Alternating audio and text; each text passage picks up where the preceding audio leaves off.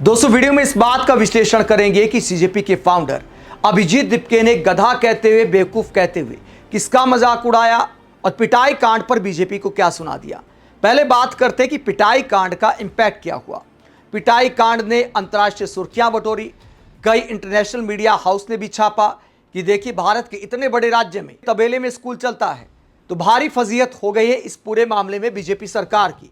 उसके बाद सरकार की आंख खुली है और क्या आदेश जारी किया गया है, और सवाल यह भी उठता है कि क्या यह आदेश पर्याप्त है। पत्रिका की यह खबर क्या कहती है। जयपुर के बगरू विधानसभा क्षेत्र में स्थित राजकीय प्राथमिक विद्यालय रामपुरा यानी कवरापुरा के जर्जर भवन को लेकर जारी खींचतान के बीच भजन लाल सरकार ने बड़ा कदम उठाया है। सरकार ने इस स्कूल के नवनिर्माण के लिए 18 लाख रुपए की वित्तीय स्वीकृति जारी कर दी है, जिसके तहत 1 सितंबर 2026 से निर्माण कार्य शुरू किया जाएगा। इस 18 लाख की राशि में 12 लाख रुपए डीएमएफटी फंड से और 6 लाख रुपए स्थानीय विधायक कोष से दिए गए हैं। तो यह खबर सामने आई है कि 18 लाख का फंड पास हुआ है और काम शुरू हो जाएगा स्कूल का। लेकिन दोस्तों आप अनुमान लगाकर देखिए कि क्या 18 लाख में एक काम चलाओ स्कूल भी बन सकता है क्या।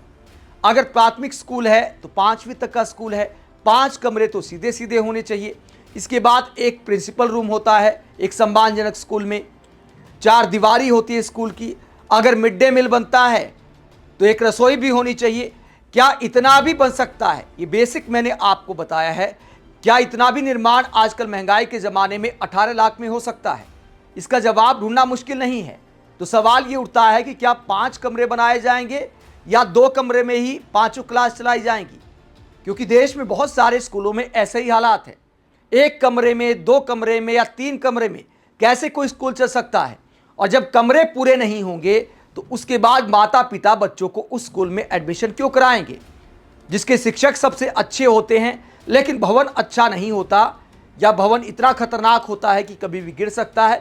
इसीलिए बच्चों की संख्या कम होती है। जब बच्चों की संख्या कम होती है तो स्कूल को मर्ज कर दिया जाता है, मर्ज करने के नाम पर बंद कर दिया जाता है और ड्रॉप आउट की संख्या लगातार बढ़ती जा रही है। लेकिन फिर भी चलो 18 लाख का फंड पास हुआ है, 1-2 कमरे तो ढंग के बन पाएंगे। जो मजबूरी में गरीब माता पिता बच्चों को सरकारी स्कूल में पढ़ाते हैं, कम से कम वो अपने स्कूल में तो बैठेंगे, ऐसे किसी दूसरे के घर या तबेले में पढ़ाई नहीं करनी पड़ेगी। आशुतोष रंका इस पूरे मामले को लेकर क्या कहते हैं, उन्होंने भजनलाल सरकार का धन्यवाद करते हुए क्या बोला है। इंस्टाग्राम पर वीडियो उन्होंने जारी किया, क्या बोला जरा सुनिए। हाय एवरीवन, सबसे पहले तो thank you so much for your wishes, for your support messages. बहुत बहुत धन्यवाद। मैं पूरी तरह ठीक हूँ, मुझे ज़्यादा चोट नहीं आई थी। मेरी शर्ट फाड़ी गई थी, थोड़े बहुत पीछे धक्का मुक्की हुई थी। मेरे कुछ हमारी टीम के 3-4 साथी ऐसे थे जिनके ज़्यादा चोट आई थी, उनमें भी अब सब हॉस्पिटल से डिस्चार्ज हो गए। Everyone is doing fine. लेकिन आप लोगों की लड़ाई, आप लोगों ने जो हिम्मत दिखाई और आप लोगों का जो सपोर्ट रहा है, आज उसी का नतीजा है कि वो जो स्कूल भैंसों के तबेले में चल रहा था, अभी कुछ देर पहले सरकार ने ऑर्डर निकाला है कि उस स्कूल को ठीक करने का काम 1 सितंबर से शुरू होगा। एग्जैक्टली यही तो डिमांड कर रहे थे हम लोग कि आप स्कूल ठीक करा दो। इसके लिए कल जिस तरह से कोऑर्डिनेटेड तरीके से अटैक किया गया, उसकी जरूरत नहीं थी। आप हमारे जाने से पहले उस स्कूल को ठीक करा सकते थे। हम यहाँ पर वोट नहीं मांग रहे हैं, हम यहाँ पर बीजेपी के खिलाफ पॉलिटिक्स नहीं कर रहे हैं। हमें सिर्फ और सिर्फ स्कूल ठीक कराने हैं। आपने कराया। भजनलाल गवर्नमेंट जो यहाँ के चीफ मिनिस्टर हैं, उन्होंने ये डिसीजन लिया। Thank you for this. आप ये पहले भी कर सकते थे, लेकिन आपने आज ही किया, उसके लिए धन्यवाद। दूसरी हमारी डिमांड थी कि आप कल जिन लोगों ने हिंसा फैलाई है, जिनके वीडियोस पब्लिक में हैं, आप उनको अरेस्ट करवाइए। अगर आपको लग रहा है कि हमने हिंसा फैलाई है, आपके पास एविडेंस है, तो आप हमको भी अरेस्ट कर लीजिए। लेकिन कल जो हुआ वो राजस्थान में आगे नहीं होना चाहिए, पूरे देश भर में नहीं होना चाहिए। तो जो भी कल्प्रिट है आप सबको अरेस्ट करेंगे। अगर ये अरेस्ट नहीं होते हैं तो हम लोग राजस्थान में एक बड़े आंदोलन का आह्वान करेंगे, एक बड़े आंदोलन का अनाउंसमेंट करेंगे। प्लीज राजस्थान के शिक्षा मंत्री मदन दिलावर जी, भजनलाल जी से हमारी रिक्वेस्ट है, राजस्थान में स्कूलों का बहुत बुरा हाल है। हर जगह हमारे जाने की जरूरत नहीं है, हर जगह इस तरह की चीजें होने की जरूरत नहीं है। आप बताइए कि आप राजस्थान के 3000 जर्जर स्कूल्स कैसे फिक्स करेंगे। एक प्लान बनाइए। हमारी कोई हेल्प चाहिए तो हेल्प लीजिए, but let's fix the government schools of Rajasthan. तो आशुतोष रंका अब दोषी लोगों की गिरफ्तारी की मांग करते हैं। लेकिन क्या गिरफ्तारी हो जाएगी जब शिक्षा मंत्री कहते हैं कि जनता अपने विद्यालयों की रक्षा करे? तो इसे लेकर भी आशुतोष टंका ने जवाब दिया है कि किन विद्यालयों की रक्षा करने की बात की जा रही है। जो विद्यालय कहीं पर है नहीं है तो जर्जर व्यवस्था में पड़े हैं, कई जगह बच्चे बाहर पढ़ने को मजबूर हैं। आशुतोष टंका क्या कहते हैं मीडिया से बातचीत में, जरा सुनिए। कौन से स्कूल को बचा रहे थे मदन दिलावर कल? कौन से स्कूल को? भैंसों के तबेले में जो स्कूल चल रहा है आप उसको बचा रहे थे? जहाँ पे टिन शेड कभी भी गिर सकता है, पास भैंसें खड़ी हैं, वहाँ पे चारा पड़ा हुआ है, आप उन स्कूल को बचा रहे थे? ये गुंडागर्दी बंद करिए, ये गुंडागर्दी चलने वाली नहीं है। आप स्कूलों को ठीक करें, आप स्कूलों को ठीक करे बिना अपनी जिम्मेदारी से भाग नहीं सकते हैं। नैरेटिव, इस तरह की हरकतें अब पूरा देश देख रहा है, पूरा देश समझ चुका है, आपको ये सब बंद करना पड़ेगा। तो राजस्थान सरकार पर टारगेट करते हुए, शिक्षा मंत्री पर टारगेट करते हुए आशुतोष टंका कहते हैं कि सबूत सबके सामने है कि मारपीट किसने की और पुलिस को एक्शन लेना चाहिए। कुल मिलाकर इस पूरे मामले ने राजस्थान के सरकारी स्कूलों के हालात को एक्सपोज कर दिया है और यही दबाव का नतीजा है। कम से कम तारीख आ गई कि इस तारीख से स्कूल का निर्माण शुरू हो जाएगा।